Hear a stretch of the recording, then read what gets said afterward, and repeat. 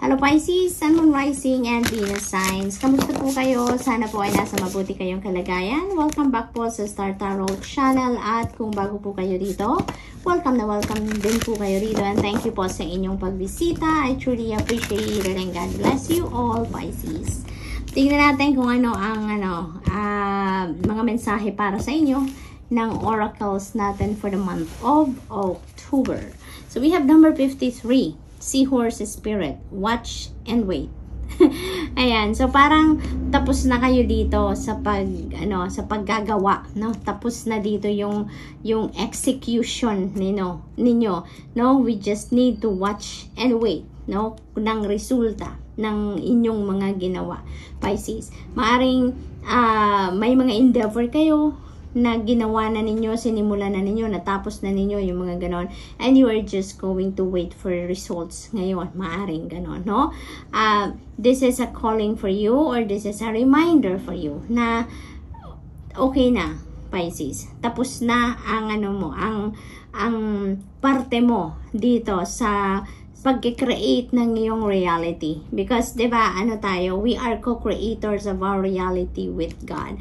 And ngayon, parang nagawa mo na ang kailangan mong gawin, na-execute mo na kung ano ang mga ang mga kailangan mong gawin para mag-manifest ka ng kung ano man ang goal ninyo, kung ano man ang tatrabahuan ninyo dito. And now is the time for you to watch and wait for the results, because now is also the time for the divine universe, no, to do its part dito sa pag-manifest ninyo na kung ano man ang gusto ninyong ma-manifest sa buhay ninyo, no, Pisces? What else? We have number 31, time to let go. Okay, so maaring panahon din ito yung ng releasing ninyo, no? Time to let go, time to release, time to purge, because maaring ang iba naman sa inyo dito, ang sitwasyon is maaring marami pa kayong bagahe sa dibdib ninyo, sa isip ninyo.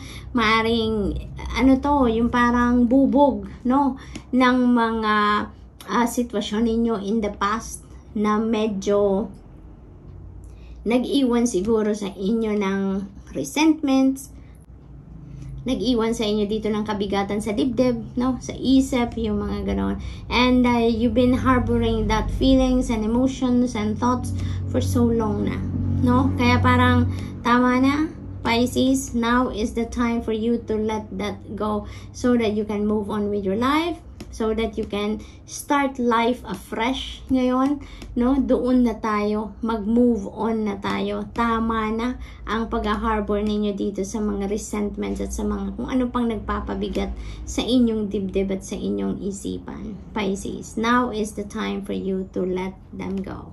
Okay? Releasing time na para makapagsimula ka na ng bagong buhay. So we have number 64, Wasp Spirit. Sometimes life stings. Ayan.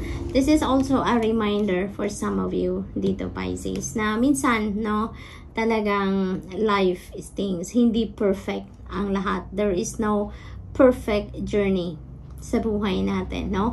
Lagi at laging merong lubak na pagdadaanan, no?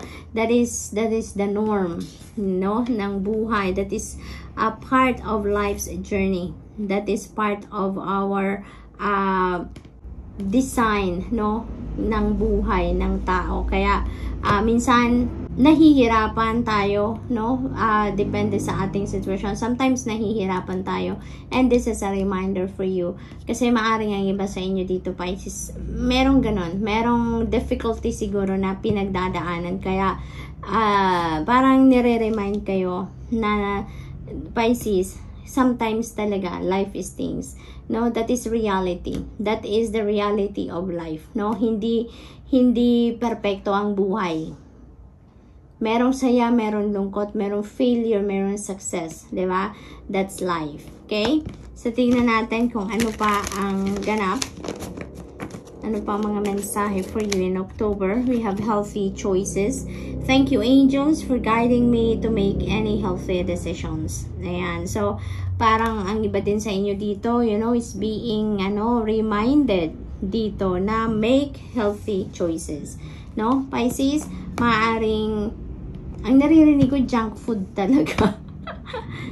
Maaari ang iba sa inyo dito, Pisces, you know, walang panahon para magluto ng lutong bahay. Maaring gano'n. Maaring sobrang busy kayo. Maaring pagod na kayo pag uwi ninyo sa bahay. Kaya wala kayong panahon na magluto ng lutong bahay, masustansyang pagkain, no? Maaring ang iba nga sa inyo hindi na makadaan, no, sa bilihan ng pagkain dahil pagod na kayo, mas gusto nyo na lang matulog.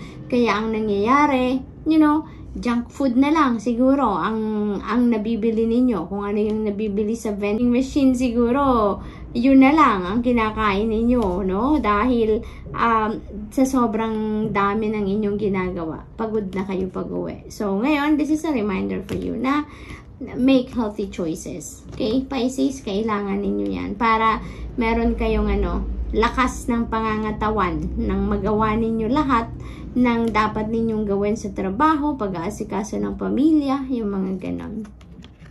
We have unconditional love. Ayan, napakaganda. This is the Divine Mother. This is Mother Mary, no?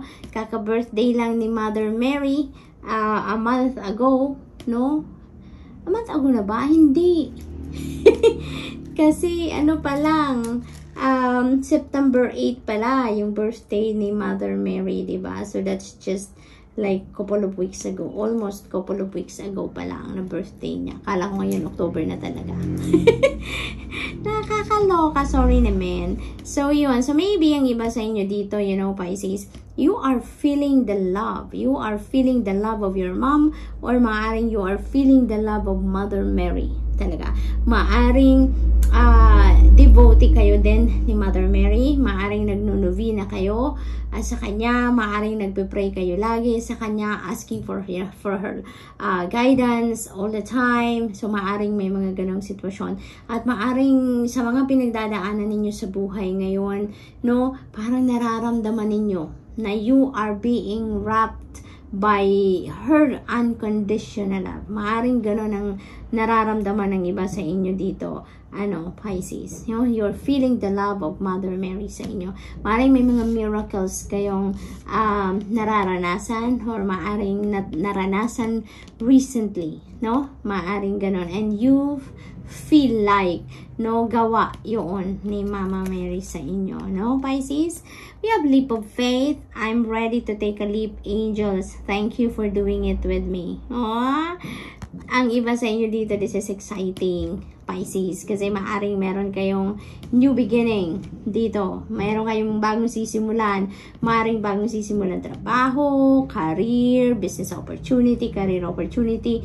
Maaring may mga ganon, or maybe bagong health regimen, no? Maaring ganon, or maaring new life. Kumbaga, kasi meron tayong letting go, diba?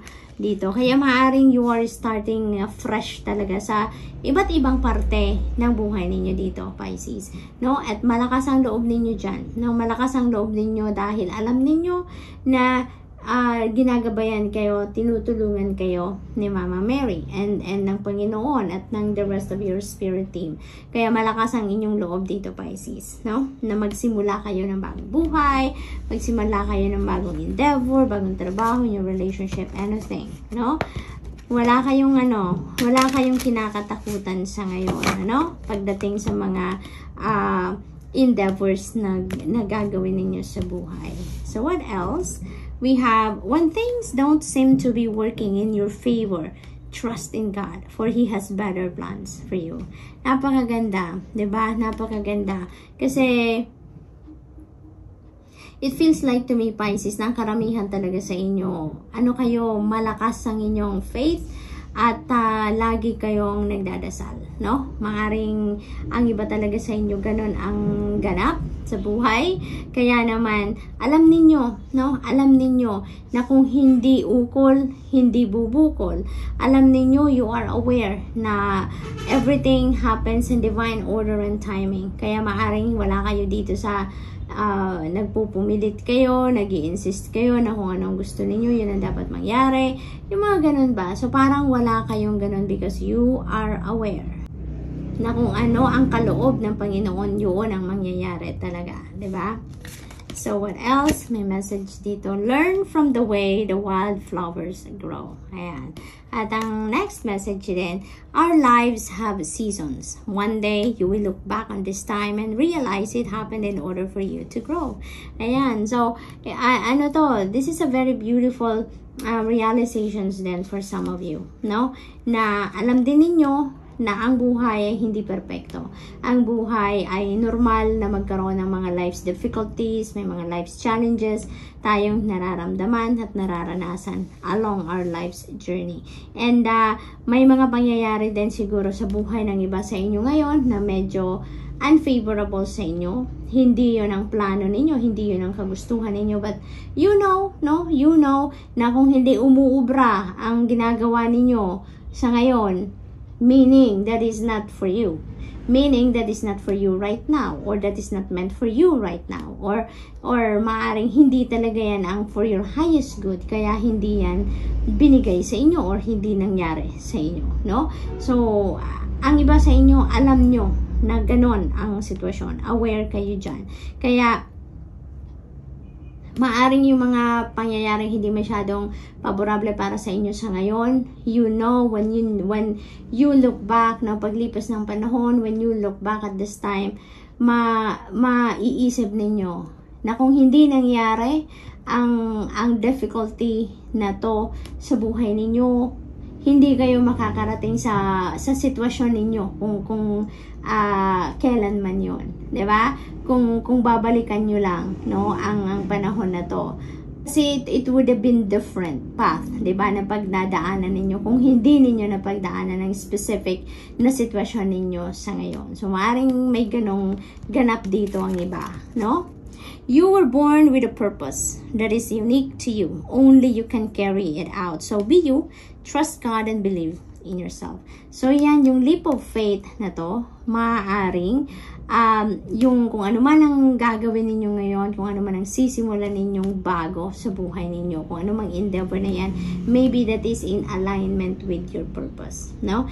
Maybe yun ang mission ninyo sa buhay sa ngayon. Maybe kung ano man ang sisimulan ninyo ngayon, trabaho man yan or career or whatsoever, you know, that is going to bring you to your destiny, no? So yun ang napipick up ko dito for some of you. So good luck, Pisces, and that's all I have for you for the month. I hope nakatulong ang mga mensaheng ito in some way. Thank you for watching. Love and light. Namaste.